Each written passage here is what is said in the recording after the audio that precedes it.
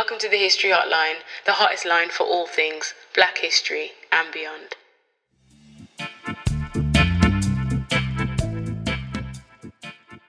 Hello everyone and welcome to episode 50 of the History Hotline. My name is Deanna Lynn Cook and I'm your host today as always. Episode 50, I actually can't believe we're here. I think I say that a lot, but 50 episodes in a little over a year is insane to me.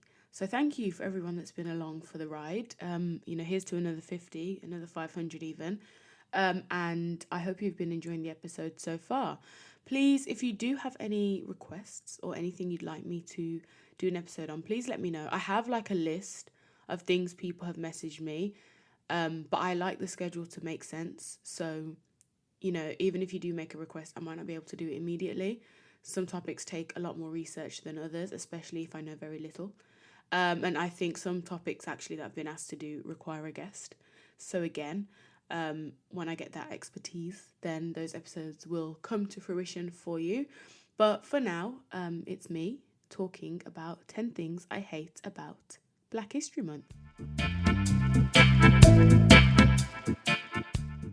Yes, you did hear that correctly. 10 things I hate about Black History Month. And maybe I've gotten brave at the end of the month to do this episode.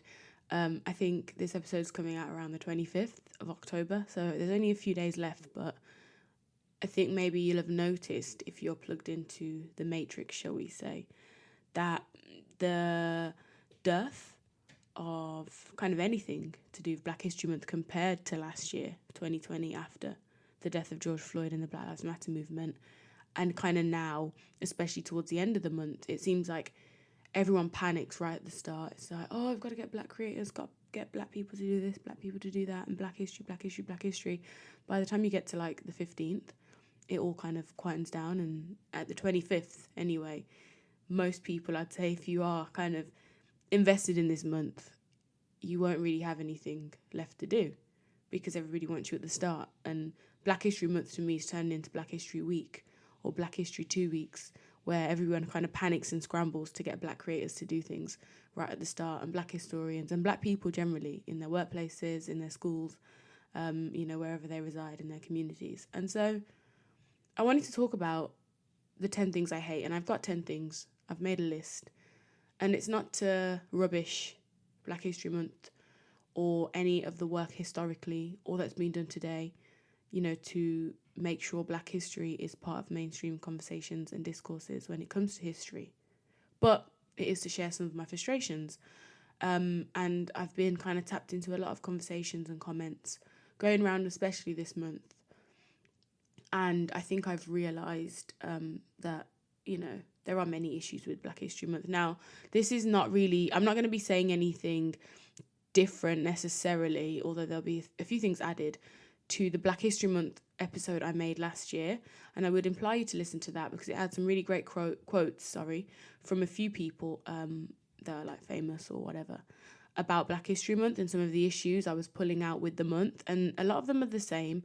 I've added a few more, but essentially I kind of wanted to share them within this context just to make you think about how you've engaged with Black History Month, how you want to engage with it moving forwards, and how you want to engage with Black history moving forwards as a listener to this podcast, and maybe, a reader of books or follower of documentaries or other historians that have been inspirational to you. How are you going to go forward and engage, and how are we going to get to a point that, Black history isn't something that's reserved for 1 month, and it is something that does what it set out to do in 1987 when it began in Britain, which was to uplift young children, to educate them about their past, to give them some self-worth and self-confidence.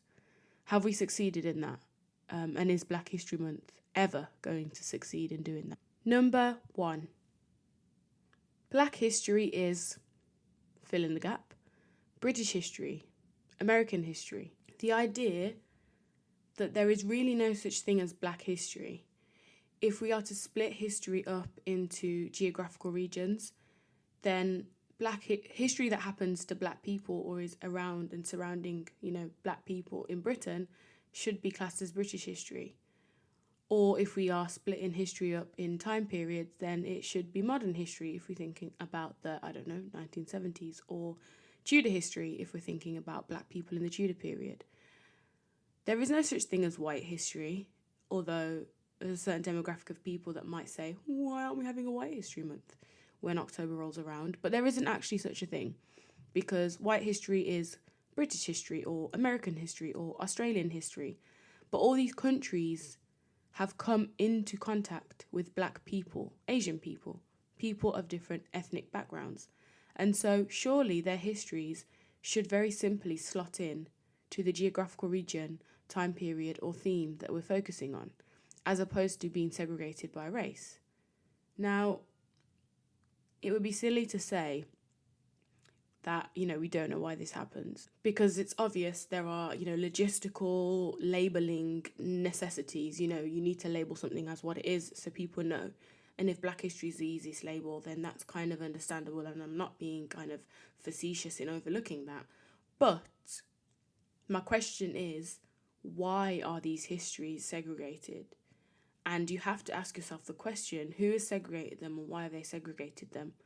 Because I'll tell you that why we have to separate Black history from British history is because British history wouldn't be, quote unquote, taught correctly if it didn't include everybody, which it's not.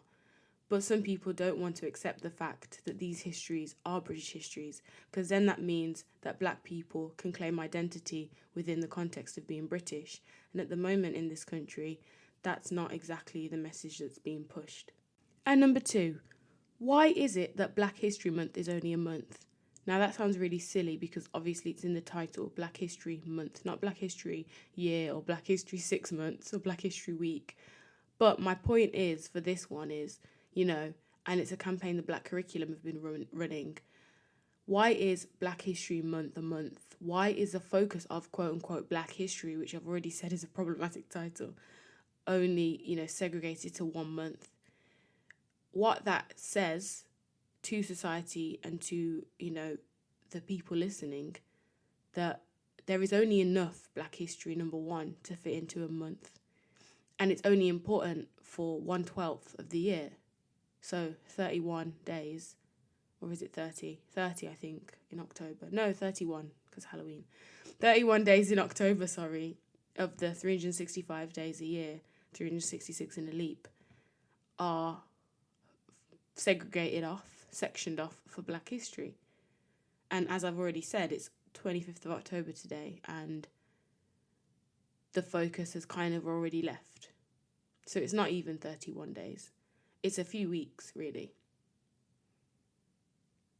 Surely, if we were to push the message that Black history is important all the time, it should be properly embedded into history, whether that be in national conversation or on school curriculums or in, literature, politics, etc.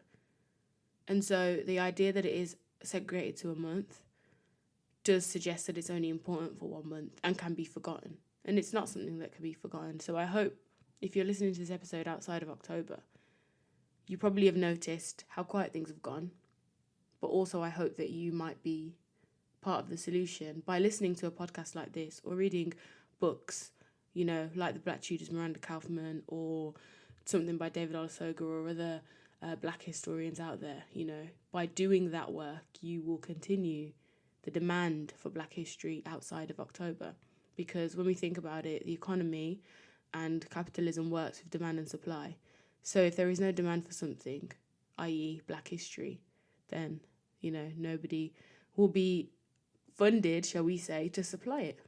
And that's how it simply works. Number 3, the third thing I hate about Black History Month is the confusion.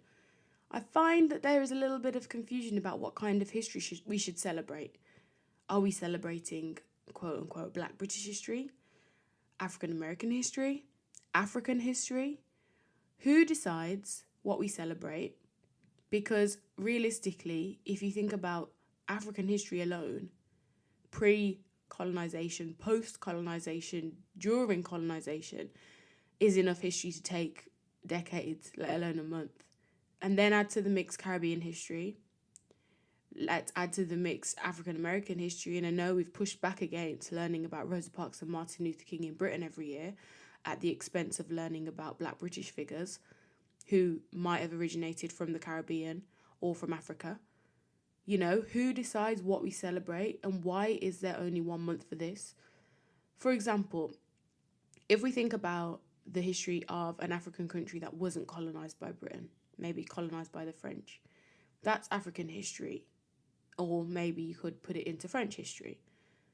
And in the context of Britain, would that not be a global history? A history of places like India, history of places like, I don't know, New Zealand, Australia. Any random place in this world fits into global history if it's not British history. So should there be more of a focus on global history? Not in Black History Month, I mean generally. And why is it that in Black History Month we're squeezing in the history of literally any single Black person that ever existed or walked this earth? That's too much. And I don't think with a population of Black people in this country that aren't just from the Caribbean, they're also from Africa and from a number of countries within the continent, you know, is there room to celebrate their history in that month? Or, you know, like on this podcast, is it just about the Windrush generation? This podcast isn't just about the Windrush generation, but, you know, the focus has been there for quite a while now, as it's my area of expertise. But I hope you understand that point, you know, whose history should be celebrated? Who is Black History Month for? Is it for us to celebrate ourselves as Black people, or is it to educate white people or non-Black people, other non-Black people? How does it work? What's important? And the confusion, I think, is what I dislike, because there's only a month. You can't squeeze it all in. It's impossible. Number 4 is a point that some might disagree with, and you might disagree with all of this podcast, and that's absolutely fine. Let me know in the comments why, or, you know, if you've got questions. But number 4 is this idea that when we think about histories of race that normally pertain to Black people, the stories can be very negative and sad. And I think there's a lack of emphasis on happy histories when it comes to Black people. Maybe histories of Black people being great. So pre-colonial histories, ideally, especially in the continent of Africa, they aren't told. And I think it speaks of keeping Black people in a particular mindset that is quite negative and makes you feel inferior if you never know about how great Black people have been historically, rather than thinking about them as only fighting racial injustice. That's not the history of Black people in the world at all. So the fact that, you know, Black History Month focuses only on Black British history, let's say, for the sake of arguments, we don't look at pre-colonial history, we look at slavery. I've seen talks about slavery in Black History Month, and I think, really? We're talking about slavery? At a time where we're meant to be celebrating our history? It's not our history. It's a history of colonization, history of greed, history of violence. And as a Black person, I don't think we need to claim that anymore. My opinions on this have changed dramatically, I think, especially from being younger and studying transatlantic slavery so much at school. I even did my extended project qualification on it, anyone that did that A-level. But I think primarily we need to understand and know, and I think society does, this isn't just like for Black people or anyone else, that there was a history before colonization, before Europe interrupted what was happening in Africa, or the native people in America or the Caribbean. You know, there was a history before that. And no, people weren't perfect. Yes, there were hierarchies. Yes, people were enslaved. But they weren't enslaved on the grounds of their race. And there's a big difference. So I think there needs to be more of an emphasis on uplift in Black History Month. And you might think this is going to contradict a point I say later. So stay tuned, because I'm thinking out loud a lot here. And whilst I say things, I agree with obviously all of them. But I understand that there is definitely room for debate and conversation when it comes to these topics, because they are very, very complex, I think. We're talking about history. So number 5 and 6 of, 10 things I hate about Black History Month are a little bit similar, but they all relate to brands and commercialism. And I just feel like brands are ruining it. You're ruining it. And detracting from reality and the real issues when we think about Black history. Now, Black History Month started as a month about educating, especially children, about Black history. October was chosen because September was kind of welcoming a child into a new school year. And October, you kind of get into the swing of learning. It's less about welcoming and you're into it now.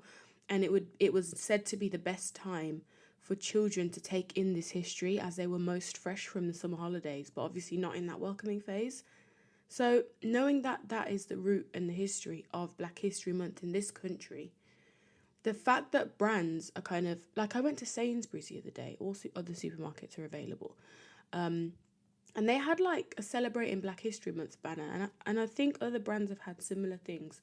So this is not just an attack on Sainsbury's, but I just thought, what are we celebrating? You've given us no history education. You've got nothing about any historical figure, event, place, or person. So what are we celebrating? Like, break it down for me, brands. What are we celebrating? What do you want us to celebrate? Are we celebrating the position of Black people in society now? Because I'm not happy with it.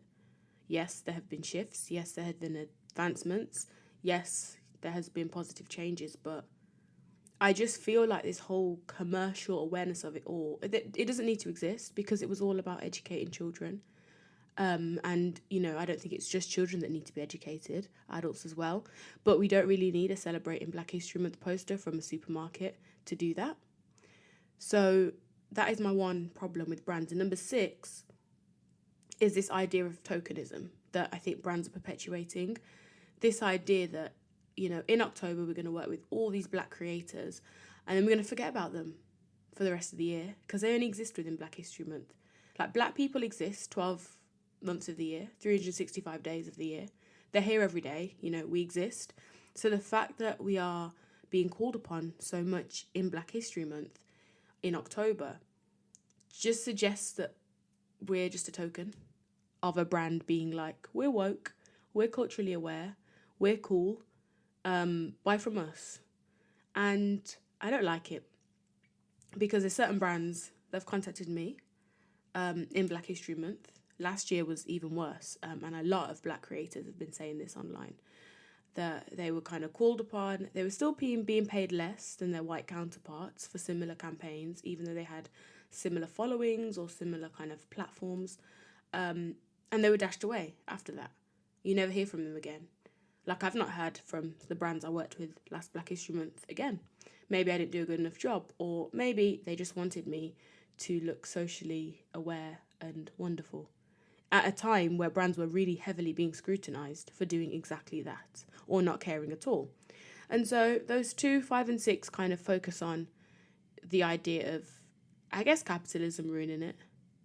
Or not necessarily capitalism, because I've been told that's a bit of a lazy argument sometimes if you don't explain it properly. But, brands obviously trying to make money and trying to market their products maybe at a Black audience or maybe at a left-leaning audience or a socially aware audience by exploiting and using Black people in 1 month of the year. And it perfectly leads me on to point 7. Burnout.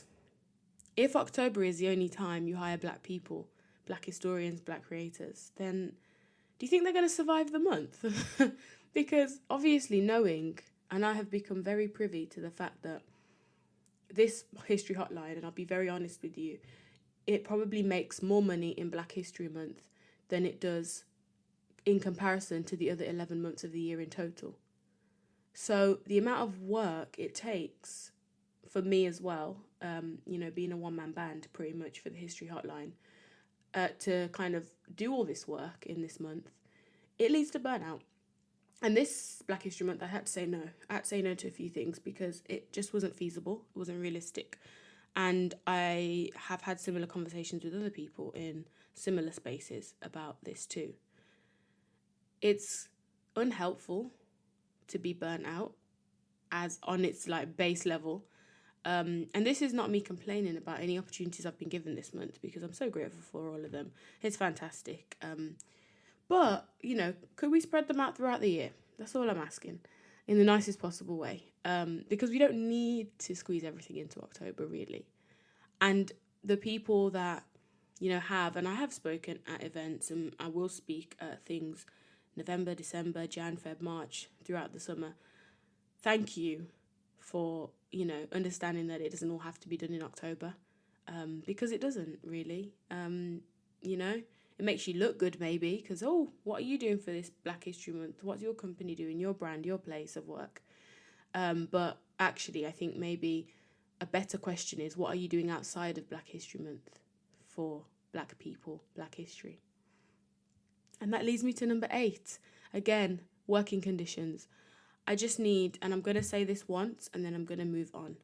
The expectation that people should work for free needs to be gone, especially when we're thinking about Black history, because there were decades and generations of Black people that worked for free, and they were called slaves. Enslaved people have already done that, and we are not going to repeat that part of history, especially not in Black History Month. So the expectation that, people with small followings or small platforms should do all this work, all this research, all of this speaking, organising for your company, your brand, your charity, your community, or whoever it might be, for free, needs to be, finish that. Number 9. We're nearly at the end of my extended rant. No, it's not a rant. These are carefully thought out comments and ideas that I've taken in throughout the month, and I hope you'll appreciate them. But number 9 is a little pet peeve of mine. Maybe not an actual pressing issue, but I don't really like the celebration of anything Black in Black History Month. And by anything, I mean as opposed to history. It's like we're already shoving the Black history in October, but do we have to shove the Black heritage, Black culture, Black food, Black everything into October? It's Black History Month. It was set out as a month to educate people about Black history, however you want to define that. But I personally don't necessarily want to hear about Beyonce, Stormzy, Marcus Rashford in Black History Month, when there is such a wealth of historical figures that we know so little about. You can Google Beyonce, Marcus Rashford, Stormzy's now. And you can go on social media and find out so much about them so easily, but it's not so easy to find out about the Black Tudors. Do you know what I mean? So why is it that the focus is on people that are alive today and are kind of receiving their flowers anyway? I think it would be more significant for us to actually focus on history. Maybe I'm biased. Maybe it's because I'm a historian and I have no kind of platform to speak on celebrities that live and exist today. But I do think it's important to kind of remove this idea that it's a month about culture or heritage necessarily. While those things are important, I like the focus on history, and I think it should remain that. And I guess you could say, people alive today is a contemporary history, but in the case of Black Britain especially, when we know so little about some of the figures and people that we've even spoken about on this podcast in the past, it feels a bit silly to focus so much on people we do know so much about because they're alive today and doing the work right now. This is not to say they shouldn't be celebrated at all. Please do not take that out of context. But, if we've only got a month, then surely let's focus on the actual history. And number 10, my final point in my long list of the 10 things I hate about Black History Month. So, who is it for? And that is my final question to you. Is Black History Month for Black people, for Black children, for white people, for other races, for people in Britain, for people abroad, in Africa, the Caribbean, America? Who is this history for? Should only Black people be engaged in this month, or should it be about educating the nation? And if so, why is that only happening for 1 month? So there you have it. 10 things I hate about Black History Month. Is it to say, would I go as far as saying I hate the month completely? We should abolish it?